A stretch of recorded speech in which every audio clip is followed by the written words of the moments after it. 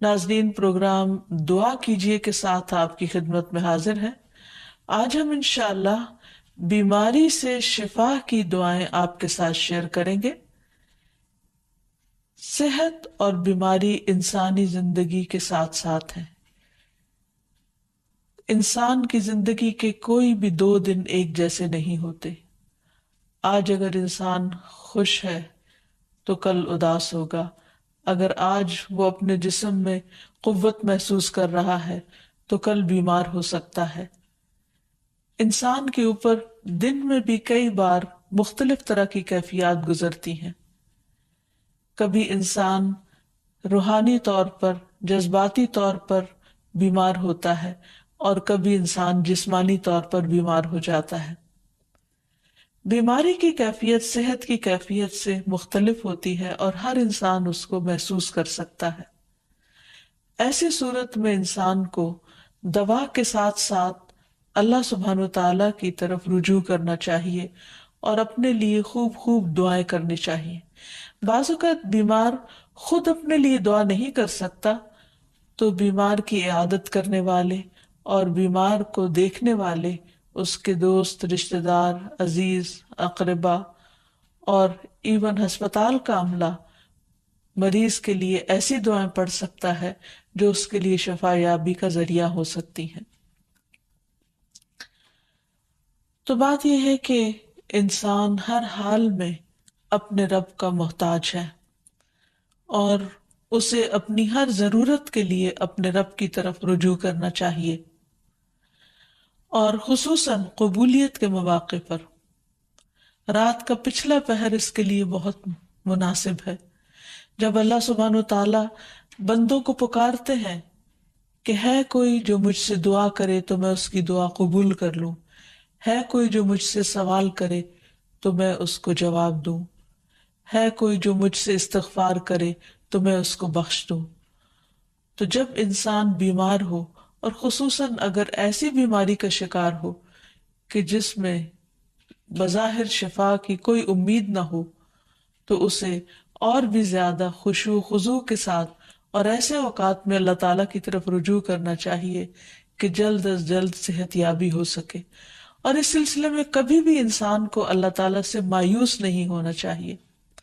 پھر یہ بات یاد رہے کہ جب انسان دعا کرے تو اس سے پہلے اللہ سبحانہ و تعالیٰ کی تعریف کے کلمات کہنا نہ بھولے۔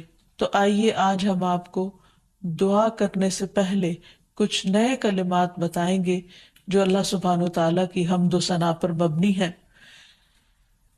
ربنا لک الحمد ملء السماوات والارض وملء ما شئت من شيء بعد اهل الثناء والمجد احق ما قال العبد وكلنا لك عبد اللهم لا مانع لما اعطيت ولا معطي لما منعت ولا ينفع ذا الجد منك الجد۔ اے ہمارے رب، تمام تعریفیں تیرے ہی لیے ہیں جن سے آسمان اور زمین بھر جائیں، اور اس کے بعد جو تو چاہے وہ بھی اس سے بھر جائے۔ تو ہی تعریف اور بزرگی کے لائق ہے۔ بندے جو کہتے ہیں تو ان کا سب سے زیادہ حقدار تو ہے، اور ہم سب تیرے بندے ہیں۔ اے اللہ، جسے تو عطا کرنا چاہے اس سے کوئی روک نہیں سکتا، اور جسے تو نہ دینا چاہے اسے کوئی دے نہیں سکتا، اور کسی مرتبے والے کی بزرگی تیرے سامنے کوئی فائدہ نہیں دے سکتی۔ یعنی اللہ سبحانہ و تعالیٰ کے علاوہ کوئی بھی اور ایسا نہیں ہو سکتا جو انسان کی مشکل کو آسان کر سکے۔ تو آئیے اس کے ساتھ ہم دیکھتے ہیں کہ بیماری کے اسباب کیا ہوتے ہیں، بیماریاں کیوں آتی ہیں۔ سب سے پہلی بات تو یہ کہ بیماری اللہ کے اذن سے آتی ہے۔ جب تک اللہ سبحانہ و تعالیٰ کا اذن نہ ہو، انسان پر کوئی کسی قسم کی مشکل آ نہیں سکتی۔ قرآن مجید میں آتا ہے ما اصاب من مصیبت الا باذن اللہ، جو بھی مصیبت آتی ہے وہ اللہ کے اذن سے آتی ہے اور وہ تقدیر کا حصہ ہوتی ہے، اور اس میں اللہ سبحانہ تعالیٰ کی حکمت اور مشیت کار فرما ہوتی ہے۔ اور وہ کیا ہو سکتی ہے؟ مثلاً اللہ تعالیٰ کسی بندے کے ساتھ بھلائی کا ارادہ کرتے ہیں، اس کے گناہ معاف کرنا چاہتے ہیں، اس کو کسی خاص چیز کی سمجھ دینا چاہتے ہیں، تو اسے تکلیف میں مبتلا کر دیتے ہیں. کیونکہ بعض اوقات انسان زندگی میں اتنا مصروف ہوتا ہے اپنے روزانہ کے روٹین کے کاموں میں کہ وہ ٹھہر کر، رک کر، خاموشی کے ساتھ، وقفہ لیے بغیر کوئی ایسی بات سوچتا نہیں کہ جو اسے سوچنی چاہیے، جو اللہ تعالیٰ چاہتے ہیں کہ وہ سوچے. تو جب انسان بیمار ہو جاتا ہے تو ایک اور کنڈیشن میں آ جاتا ہے، وہ آرام کی کیفیت میں آ جاتا ہے. ایسی صورت میں انسان کو وہ باتیں بھی سوچنے کا موقع مل جاتا ہے جو عام طور پر وہ نہیں سوچتا. پھر اسی طرح ہمیں ہمارا دین یہ بھی بتاتا ہے کہ بعض اوقات انسان پر بیماری یا کوئی بھی تکلیف اس کے اپنے ہاتھوں کی کمائی سے آتی ہے، یعنی اس کا اپنا کوئی گناہ یا قصور ہوتا ہے جس کی بنا پر اسے وہ تکلیف پہنچتی ہے. قرآن مجید میں آتا ہے وَمَا أَصَابَكُم مِّن مُّصِيبَةٍ فَبِمَا كَسَبَتْ أَيْدِيكُمْ وَيَعْفُو عَن كَثِيرٍ، اور تمہیں جو بھی مصیبت پہنچی تو وہ اس وجہ سے ہے جو تمہارے ہاتھوں نے کمایا، اور وہ بہت سی چیزوں سے درگزر کر جاتا ہے. اسی طرح بعض اوقات انسان کی بیماریاں اس کے کسی گناہ کا نتیجہ ہوتی ہیں. عمر رضی اللہ عنہ نے جب عباس رضی اللہ عنہ سے بارش کی دعا کرنے کے لیے کہا تو انہوں نے کہا اے اللہ، بے شک مصیبتیں گناہوں کی وجہ سے ہی نازل ہوتی ہیں اور انہیں صرف توبہ ہٹا سکتی ہے. پھر اسی طرح ایک اور روایت میں آتا ہے رسول اللہ صلی اللہ علیہ وسلم نے فرمایا جب بھی کسی رگ یا آنکھ کو نقصان پہنچتا ہے تو وہ کسی نہ کسی گناہ کی وجہ سے ہوتا ہے، لیکن جو تکالیف اللہ تعالیٰ ویسے ہی ٹالتا رہتا ہے وہ کہیں زیادہ ہو جاتی ہیں. پھر اسی طرح بعض بیماریاں انسانوں کے اعلانیہ گناہوں کی وجہ سے بھی ہوتی ہیں، جیسے کہ ایک حدیث میں آتا ہے جب کسی قوم میں بدکاری عام ہو جاتی ہے اور وہ اعلانیہ اس کا ارتکاب کرتے ہیں تو ان میں طاعون اور ایسی مختلف بیماریاں پھیل جاتی ہیں جو کہ ان سے پہلے گزرے ہوئے لوگوں میں نہ تھی. ابو امامہ باہلی سے روایت ہے کہ نبی صلی اللہ علیہ وسلم نے فرمایا جس بندے کو بھی بیماری سے پچھاڑ دیا گیا ہو تو اللہ تعالیٰ اسے جب بیماری سے اٹھاتا ہے تو وہ پاک ہوتا ہے. تو یہ ایک حقیقت ہے کہ انسان کے گناہ اس کے لیے مشکلات کا سبب بنتے ہیں. امام ابن القیم الجوزیہ لکھتے ہیں، ان کی ایک مشہور کتاب ہے الداء والدواء، بیماریاں اور علاج. اس میں وہ کہتے ہیں کہ کوئی بھی گناہ ایسا نہیں کہ جس کے اثرات نہ ہوں. انسان سے چھوٹی یا بڑی جو بھی کوئی غلطی صادر ہوتی ہے اس کے نتیجے میں کچھ نہ کچھ اثرات اس کی زندگی پر ضرور پڑتے ہیں. ہاں اگر اللہ تعالیٰ معاف کر دے تو وہ اور بات ہے، ورنہ ہر گناہ کی ایک تاثیر ہوتی ہے، اور ان تاثیرات میں سے ایک چیز یہ ہے کہ انسان مختلف قسم کی بیماریوں میں مبتلا ہو جاتا ہے. اسی لیے ہم دیکھتے ہیں کہ جب انسان بیماری میں مبتلا ہوتا ہے تو اللہ تعالیٰ اس بیماری کو اس کے گناہوں کا کفارہ بنا دیتے ہیں. جیسے حدیث میں آتا ہے کہ جس مسلمان کو کانٹا چبھے یا اس سے زیادہ کوئی تکلیف پہنچتی ہے تو اللہ تعالیٰ اس کے ذریعے اس کے گناہوں کو اس طرح دور کر دیتا ہے جس طرح درخت سے اس کے پتے جھڑتے ہیں. تو اس سے ہمیں یہ پتہ چلتا ہے کہ بیماریوں کے آنے کے مختلف اسباب ہوتے ہیں. بیماری بہرحال جس بھی وجہ سے آئے، لیکن اصل چیز دیکھنے کی یہ ہے کہ مومن کا رویہ کیا ہے. مومن کو اگر کوئی کانٹا بھی چبھتا ہے تو وہ اس پر صبر کرتا ہے. اس لیے بیماری یا تکلیف کے آنے پر انسان کو اللہ سے راضی رہنا چاہیے، شکوہ نہیں کرنا چاہیے، کیونکہ جو اللہ سے راضی ہو جاتا ہے کسی آزمائش پر اللہ تعالیٰ بھی اس سے راضی ہو جاتا ہے. پھر اسی طرح اللہ تعالیٰ کا شکر ادا کرنا چاہیے کیونکہ بیماری اس سے زیادہ شدید بھی ہو سکتی تھی. لہٰذا انسان کو اللہ تعالیٰ جس حال میں رکھے انسان اس پر شکر گزار رہے. پھر یہ کہ انسان کسی بھی بیماری میں کسی بھی قسم کی ہو اور زندگی کے کسی بھی حصے میں ہو اس میں مایوس نہ ہو، پر امید رہے کہ بیماری دور ہو جائے گی۔ پھر اسی طرح اگر بیماری طول پکڑ جائے تو انسان کو گھبرانا نہیں چاہیے، کیونکہ ہر گزرنے والا لمحہ انسان کے درجات میں اضافے کا سبب بنتا ہے اور اس کے گناہ مسلسل جھڑتے چلے جاتے ہیں حتیٰ کہ انسان بالکل پاک صاف ہو جاتا ہے۔ پھر اسی طرح انسان کو بیماری کی حالت میں دوسروں سے شکوے شکایات نہیں کرنی چاہیے، کیونکہ بیماری اللہ کے اذن سے آتی ہے، اور جب انسان ہر ایک کے آگے رونے لگتا ہے تو گویا وہ اللہ تعالیٰ کا شکوہ کر رہا ہوتا ہے، جو چیز اللہ تعالیٰ کو پسند نہیں۔ پھر اسی طرح منہ سے برے الفاظ نہیں نکالنے چاہیے، بیماریوں کو کوسنا نہیں چاہیے، اور پھر ایسے الفاظ نہیں ادا کرنے چاہیے کہ مجھے لگتا ہے کہ اس بیماری میں میری زندگی چلی جائے گی، یا یہ کہ کسی مریض کی عیادت کے لیے جا کر اس کو اس قسم کی بات نہیں کرنی چاہیے، خواہ کتنی ہی خطرناک بیماری کیوں نہ ہو، ہمیشہ اسے امید دلانے چاہیے، کیونکہ مایوسی کے الفاظ اور برے بھلے اور منفی قسم کی باتیں اللہ تعالیٰ کو پسند نہیں، اور انسان ویسے بھی جیسے سوچتا ہے پھر اس کے ایکشن اس کے مطابق ہونے لگتے ہیں۔ اب یہ ہے کہ انسان بیماری میں دوا ضرور کرے، کیونکہ حدیث میں آتا ہے کہ اللہ تعالیٰ نے کوئی بیماری ایسی نہیں اتاری جس کے لیے دوا نہ اتاری ہو۔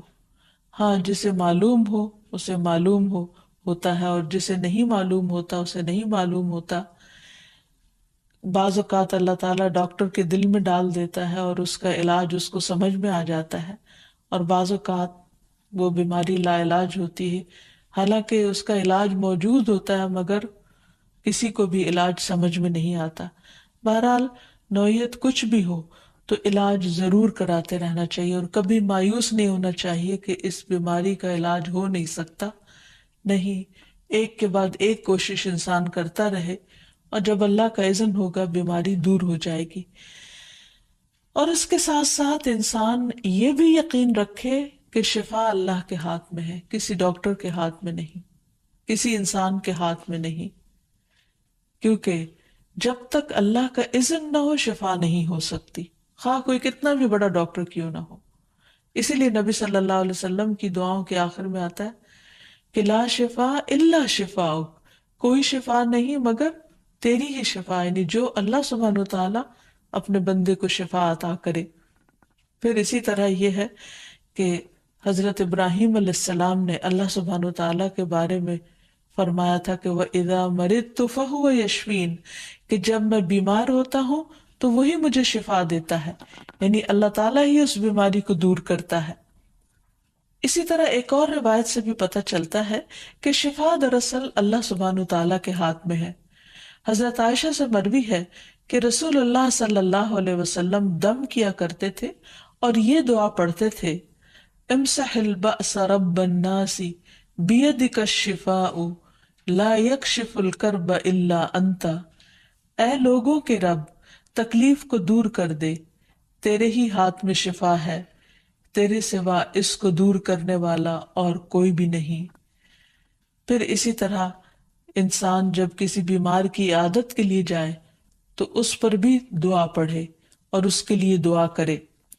رسول اللہ صلی اللہ علیہ وسلم نے فرمایا، جو مسلمان کسی ایسے بیمار کی عیادت کے لیے اس کے پاس آئے جس کی موت کا وقت قریب نہ آیا ہو اور 7 مرتبہ یہ پڑھے، اسأل اللہ العظیم رب العرش العظیم ان یشفی فلانا من وجعہ، میں اس عظمت والے اللہ سے سوال کرتا ہوں جو عرش عظیم کا رب ہے کہ فلاں کو اس کی تکلیف سے شفا عطا فرمائے، تو اللہ عز و جل اسے شفا عطا فرما دیتا ہے۔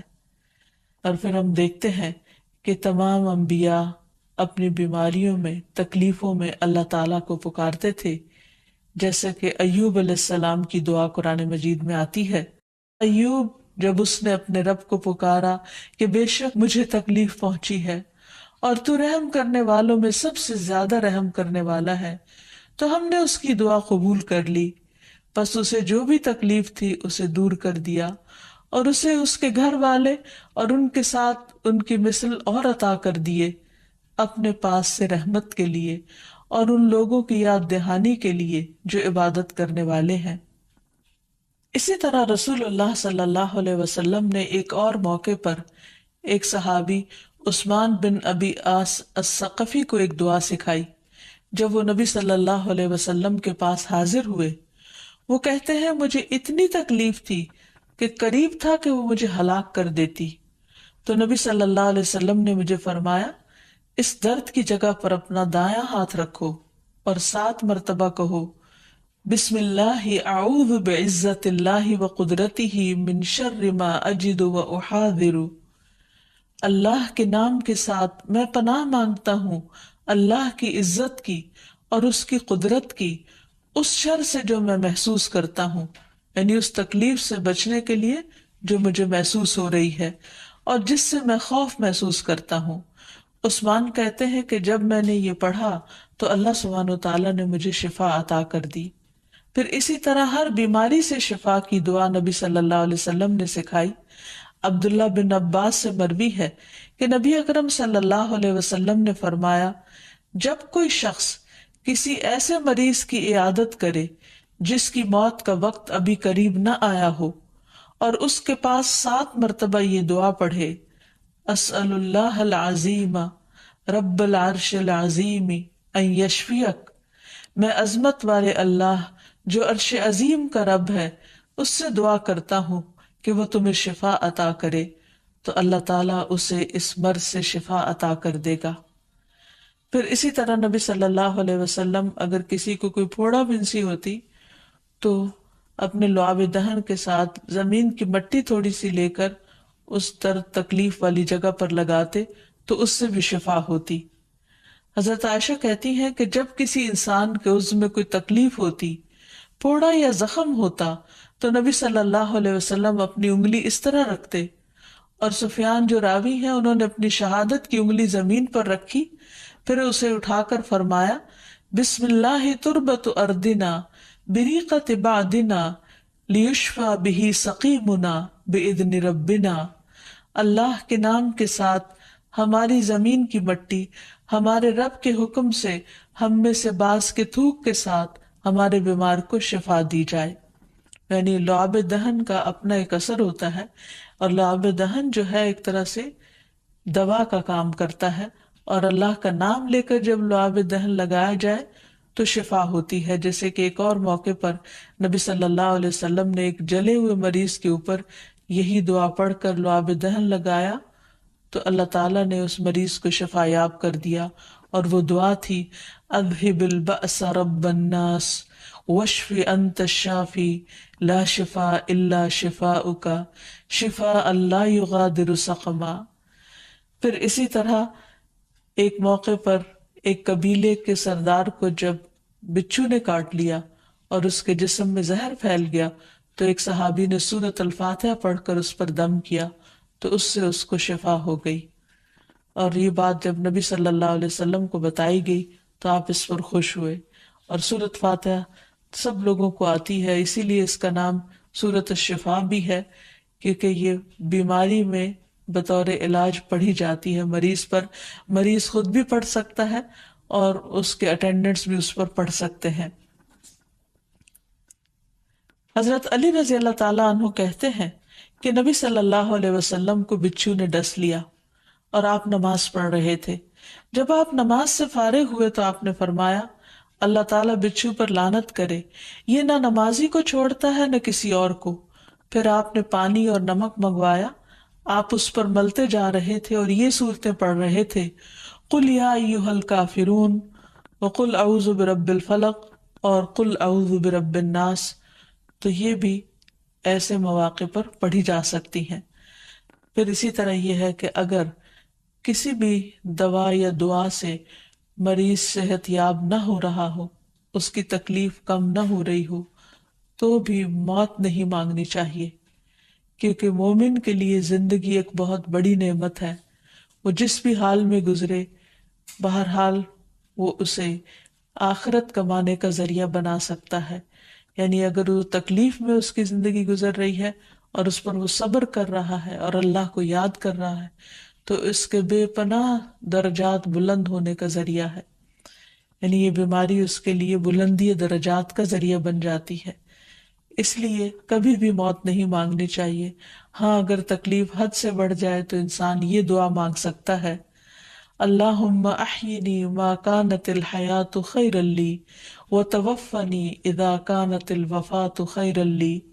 اے اللہ، جب تک میرے لیے زندگی بہتر ہو مجھے زندہ رکھ، اور جب میرے لیے وفات بہتر ہو تو مجھے وفات دے دے۔ تو اللہ تعالیٰ سے دعا ہے کہ اللہ تعالیٰ تمام بیماروں کو صحت اور شفا عطا فرمائے، اور ہمیں بیماری اور آزمائش کے موقع پر اپنی طرف رجوع کرنے کی توفیق دے، اور ہر طرح کے شرک اور ایسے کاموں سے بچائے جو اس کو ناراض کرنے والے ہیں۔